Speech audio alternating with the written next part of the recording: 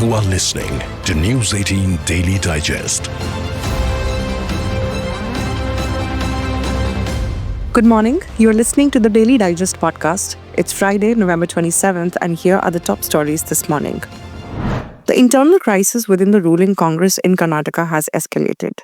With the government having reached the halfway mark of its 5-year term on November 20, speculation about a potential change in the Chief Minister's office has resurfaced.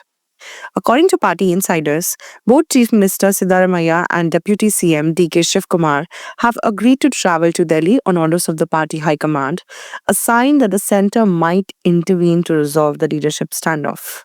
The uncertainty has triggered renewed debates over governance, stability, and whether a broader reshuffle or power-sharing formula is being discussed behind closed doors. The controversy around the special intensive revision of voter rolls continues to heat up in West Bengal. The Election Commission of India has called a delegation from Trinamool Congress for talks, a sign that the Election Commission may try to diffuse the growing tension triggered by a string of suicides and deaths of booth-level officers. TMC leaders have attributed these tragic incidents to the enormous workload and pressure brought on by SIR. On the other hand, with EC intervening, the state sees a fragile calm, but the underlying controversy remains.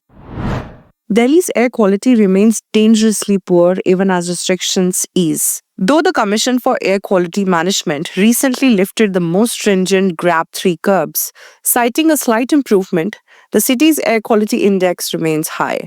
On Wednesday, the average AQI was recorded at 349, well within the very poor category. Authorities say the GRAP 3 restrictions, which included work-from-home mandates and suspension of certain activities, have been removed, but they have instructed that measures under Stage 1 and 2 remain in force for now. Meanwhile, pollution levels in Mumbai are also rising, raising fresh health concerns for residents in both cities. Chhattisgarh will host the All India DGP-IGP Conference, a national meeting of state police chiefs where internal security, Naxal operations, and cyber threats will be discussed. The conference comes at a time of focused counter-insurgency operations in several states. Expect action points on coordination, intelligence sharing, and fast-tracking counter-IED and counter-drone capacities.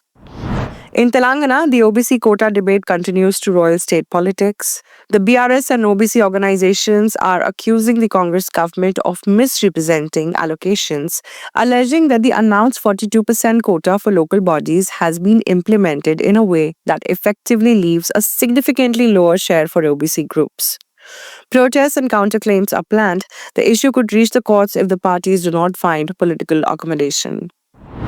Overnight, a major fire in Hong Kong drew an emergency response and is being investigated.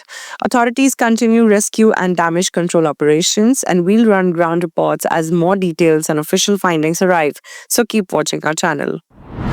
Anita Dimitri, the president of the House of Representatives of Cyprus and the nation's first woman and youngest ever speaker, is visiting India and has met Indian officials as well as President Draupadi Murmu and External Affairs Minister Dr. S. Jaishankar. She offered public praise for India's development path and international role and also highlighted bilateral goodwill and stronger ties. And finally, Prime Minister Narendra Modi will visit Udupi and Goa today. PM Modi will hold a roadshow in Udupi. The roadshow is scheduled to begin around 11:40 a.m. from Narayan Guru Circle in Bananji and proceed up to Kalsanka Junction. In Goa, PM Modi will unveil the world's tallest Lord Ram statue. The PM will arrive at the venue around 4 p.m. and will inaugurate Ramayan Theme Park Garden developed by the Mutt. He will also release a special postal stamp and a commemorative coin and proceed to address the gathering on the occasion. That's all for today's news wrap. Thank you for tuning in. Keep following our channel for updates throughout the day on all the major events. We will be back tomorrow with more stories from India and the world. Thanks for listening. You are listening to News 18 Daily Digest.